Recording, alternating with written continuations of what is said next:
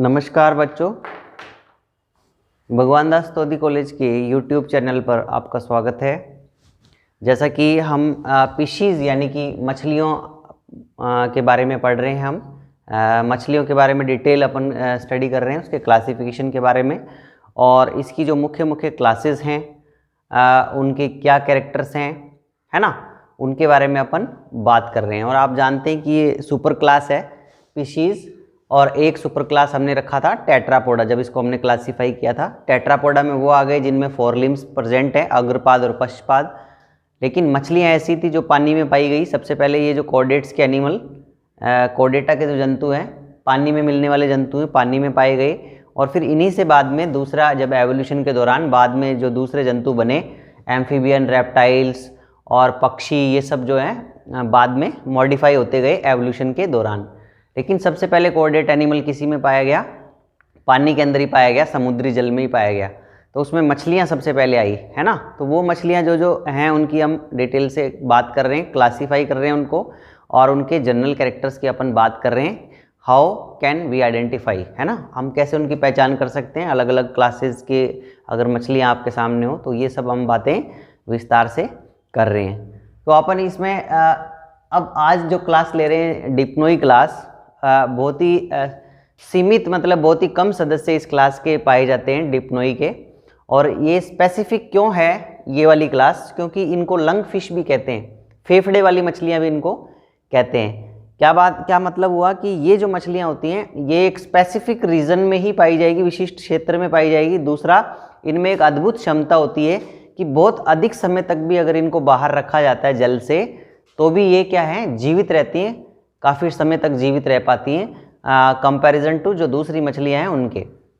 और इनमें ऐसा क्या स्पेसिफिक कैरेक्टर पाया जाता है, ये हम अभी जो जिसके जनरल कैरेक्टर पढ़ेंगे तब आपको पता चल जाएगा कि आखिर क्यों ये स्पेशल हैं ये मछलियाँ।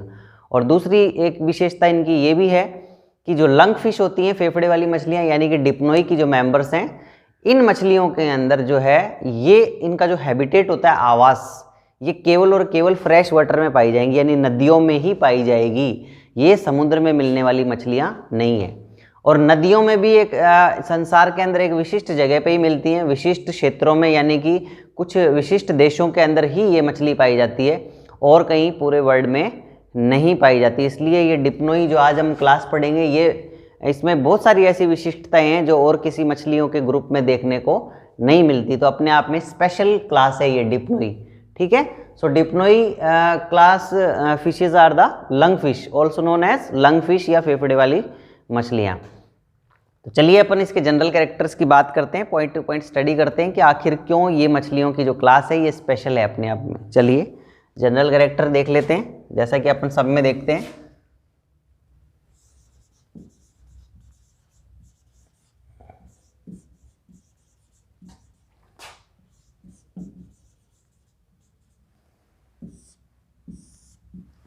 ठीक है, इसमें अपन सबसे पहले तो यही देखेंगे कि इसका हैबिटेट। जैसा कि किसी भी जीव के बारे में बात करते हैं तो मैं आपको एक बात कहता हूँ कि किसी भी एनिमल की जब हमें स्टडी करनी होती है तो सबसे पहले अपन उसका हैबिट एंड हैबिटेट देखते हैं, आवास एवं स्वभाव, कहाँ पाई जाएगी, क्या पोजीशन है उसकी, और क्या खाती है ना।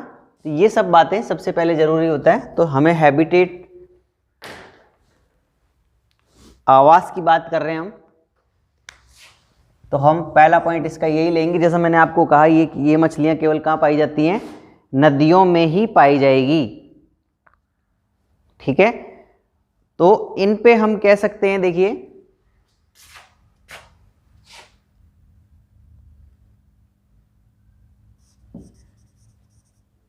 these are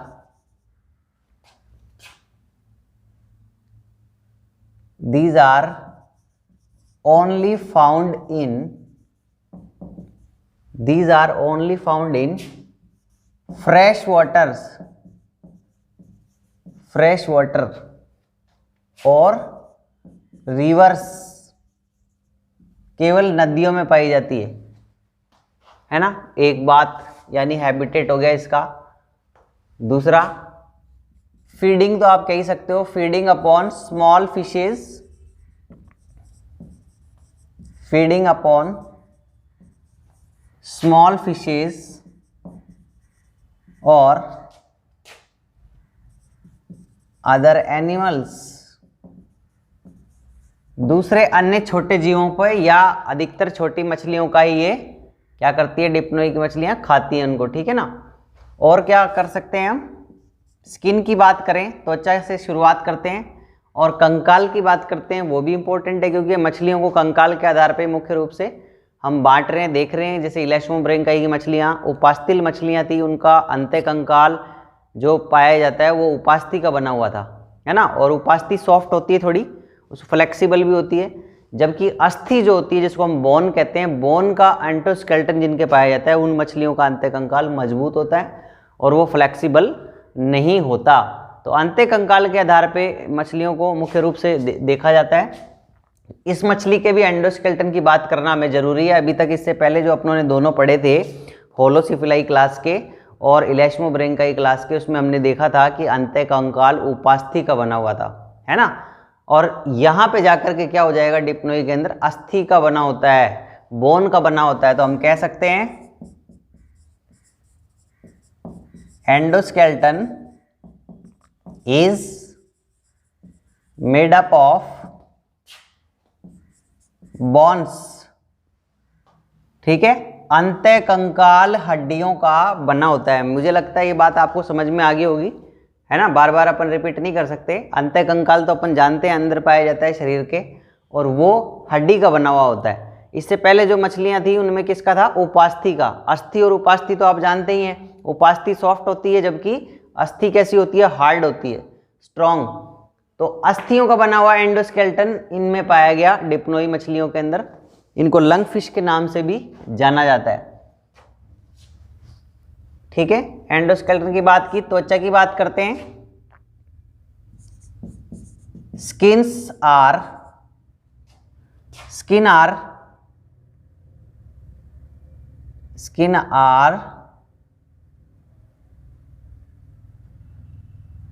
with cycloid scales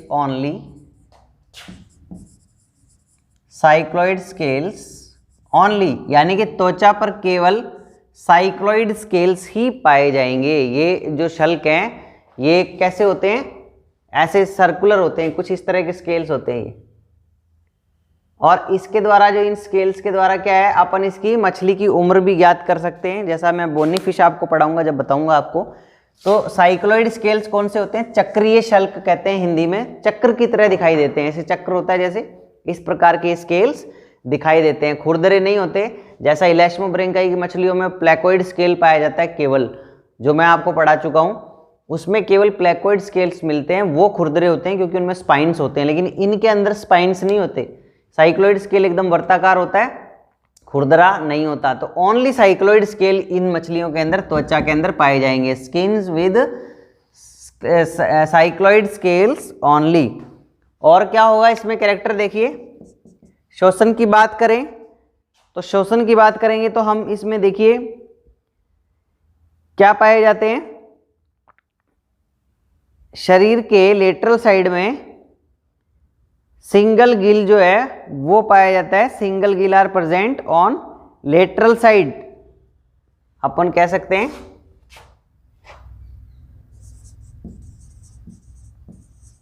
single gill are present on lateral side. Lateral side कौन सी होती है, पाश्चरो सतह, पाश्चरो सतह पर पाया जाता है, लेटरल गिल पाया जाता है ओनली, ठीक है ना। तो single gill slit on either side is present, ये भी हम कह सकते हैं, single gill slit on either side is present, internal nare are present, ठीक है। तो हम कह सकते हैं सिंगल गिल स्लिट या single gill are present on lateral side,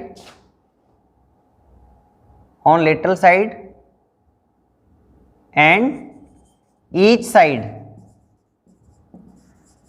ठीक है। दोनों तरफ, ये जो प्रत्येक तरफ जो होता है लेटरल साइड में एक एक गिल पाया जाता है, single gill are present on lateral side and each side. प्रत्येक तरफ की यानी कि दोनों साइड में एक एक गिल इसमें क्या है पाया जाता है लेटरल साइड पर। एक बात, और गिल्स के ऊपर क्या ढक्कन पाया जाता है? बिल्कुल पाया जाता है। गिल्स कवर्ड बाय ऑपरक्यूलम कह सकते हो, जैसा हमने पहले पढ़ाया था आपको ओलोसिफिलाई में। Gills are covered with operculum. Operculum नामक ढक्कन के द्वारा गिल क्या होता है? कवर्ड होता है, उसके ऊपर कवर पाया जाता है, जिसको हम क्या कहते हैं? ऑपरक्यूलम। इसके बारे में मैं पहले भी बहुत बार चर्चा कर चुका हूं, तो अभी आपको ध्यान रखना है केवल कि गिल के ऊपर ढक्कन पाया जाएगा क्या? बिल्कुल पाया जाएगा। और साथ में इसमें ऑपरक्यूलम ढक्कन के अलावा और क्या हो सकता है? Accessory respiratory organ air bladder पाए जाते हैं क्या? बिल्कुल पाए जाते हैं, एयर ब्लैडर भी पाए जाते हैं। ठीक है, gills are covered with operculum and air bladder present.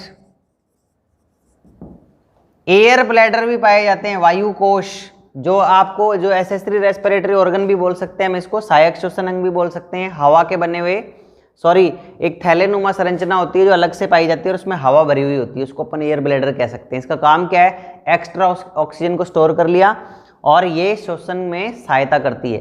तो इसलिए मछलियां जो है काफ़ी लंबे समय तक इसको पानी से बाहर निकालते हैं तो भी ये जीवित रहती हैं, बिकॉज एयर ब्लैडर के कारण है ना, श्वसन कर लेती हैं ये। ठीक है, तो इस वजह से क्या है कि ये मछलियां जो है मोस्टली जो कीचड़, थोड़ा सा कीचड़ होता है, इस तरह का दलदली भूमि होती है नदी के अंदर, नदी के आसपास, वहाँ पे ये अक्सर लंग फिश पाई जाती है, वही इसका हैबिटेट है। दूसरा, internal nares are present. Internal nares are found, यानी कि इंटरनल नेयर आंतरिक नासावेशम, जो ये नासा छिद्र है, आंतरिक अंदर की तरफ पाए जाते हैं, बाहर की तरफ नहीं होते, ऐसी को हम कहते हैं इंटरनल नेयर्स, है ना। और जो बाह्य नासा छिद्र होते हैं उसको अपन बोलते हैं एक्सटर्नल नेयर्स, जो बाहर लगे होते हैं। ठीक है, नासा छिद्र को बोला जाता है नेयर्स। क्लियर। इसके बाद अपन पॉइंट लेते हैं इसका लंग फिश का। इसमें और क्या रह गया? अपनों ने इसके गिल्स की बात कर ली, रेस्पिरेशन की बात कर ली, है ना। क्लोएका, हाँ, क्लोएका नामक छिद्र नहीं पाया जाता इसमें, क्लोएका एब्सेंट। क्लोएका आपको भी मैंने बताया था अवस्कर द्वार। अवस्कर द्वार कैसा होता है? जहां पर हमारी आहार नाल का अंतिम भाग एनस है ना, वो आकर के खुले और एक तरफ से वहां पे जेनाइटल डक्ट आकर के खुले, जनन छिद्र खुले, और दूसरी तीसरी तरफ से जो है उसमें मूत्रवाहिनी जो होती है, जो यूरेटर या जो किडनी से वेस्ट लेकर आती है, वो भी आकर के उसमें खुले। तो ऐसी जो एक कॉमन छिद्र के द्वारा ये तीनों नलिकाएं जब आके खुलती हैं उसको अपन कहते हैं क्लोएका, और हिंदी में इसको बोलते हैं अवस्कर द्वार। ठीक है, क्लियर। ये हमेशा मैं आपको बताता हूँ हर वीडियो के अंदर, जहाँ पे भी ये टॉपिक आ जाता है मैं आपको बार बार रिपीट करता हूँ। उम्मीद करता हूँ कि आपको ये सब बातें जो हैं अच्छे से क्लियर हो जाएंगी और आप इसे ध्यान रखें, है ना। पॉइंट टू पॉइंट क्लियर करते हुए हम चल रहे हैं, तो आपको उसको ध्यान रखना बहुत ज़रूरी है, अच्छे से समझना ज़रूरी है। इसके बाद अगर इसका कोई पॉइंट छूट रहा है, हम देखते हैं इसमें और क्या जो है डिप्नोई के अंदर और कुछ हो सकता है क्या। गिल्स की हमने बात कर ली। हाँ, इसके जो मेल में क्लैस्पर पाया जाता है, ये एक कॉपुलेटरी ऑर्गन है, ये भी हम बात कर लेते हैं। पेयर्ड फिन कैसे होते हैं? लॉबेट होते हैं, ये भी इसका एक विशेष कैरेक्टर है। ठीक है, तो क्या हम कह रहे हैं? Paired fins, paired fins are lobate, यानी कि जो पंख पाए जाते हैं वो पाली के आकार के होते हैं। पाली के आकार के पंख होते हैं। देखिए ऐसे कोई मछली मान लो, इसके अंदर जो है यहाँ पे ये फिन्स निकल रहे हैं ऐसे, इनको कहेंगे पेक्टोरल फिन, और इधर से जो निकल रहे हैं ऐसे ये पेल्विक फिन कहलाते हैं, है ना। इसके अलावा दूसरे पंख भी इसमें देखने को मिल जाते हैं। तो ये पेक्टोरल फिन, ये पेल्विक फिन, ये जोड़ीदार पंख कहलाते हैं, पेयर्ड फिन इन मछलियों की विशेषता है। इन मछलियों में जरूर पेयर्ड फिन्स पाए जाते हैं, ठीक है। तो पेयर्ड फिन्स आर लोबेट, पालीदार होते हैं। दूसरी बात, मेल विद क्लैस्पर, मेल के अंदर क्लैस्पर नामक कॉपुलेटरी ऑर्गन पाया जाता है, जनन अंग पाया जाता है नर के अंदर, ठीक है ना। दो क्लैस्पर के बारे में मैं आपको प्रीवियस कई वीडियो के अंदर डिटेल में बता चुका हूं कि क्लैस्पर क्या है। क्लैस्पर इज द रिप्रोडक्टिव और कॉपुलेटरी ऑर्गन ऑफ फिशेज, मछलियों में मिलने वाला, नर में मिलने वाला मैथुन अंग है, ठीक है। सभी मछलियों में नहीं मिलता, कुछ ही मछलियों की क्लासेस में मिलता है, जैसे मैंने होलोसिफिलाई में भी था, उससे पहले जो हमने पढ़ी लेशुम्ब्रिंकाई में भी था, और अब डिप्नोई लंग फिश के अंदर भी ये पाया जा रहा है। चलिए अब बात करते हैं कि कौन कौन सी मछलियां, स्पेशली ये अधिकतर इनको लंग फिश कहा जाता है, और ये केवल कहाँ मिलती है, फेफड़े वाली मछलियां। ये मैंने बताया कि विशिष्ट क्षेत्रों में ही पाई जाती है। विशिष्ट क्षेत्र कौन से, बात कर लेते हैं, नाम क्या है, एग्जाम्पल देख लेते हैं। हम कह सकते हैं these are called lung fishes, फेफड़े वाली मछलियां इनको कहा जाता है। कौन कौन सी मछलियां हैं ये, एग्जाम्पल ले लेते हैं अपन। नंबर 1 एग्जाम्पल ले लेते हैं, नियोसिरोटोडस, प्रोटोप्टेरस, लैपिडोसाइरन, ठीक है, ले लेते हैं अपन एग्जाम्पल ले लेते हैं। पहली मछली है प्रोटोप्टेरस, ठीक है, एक है नियोसिरोटोडस,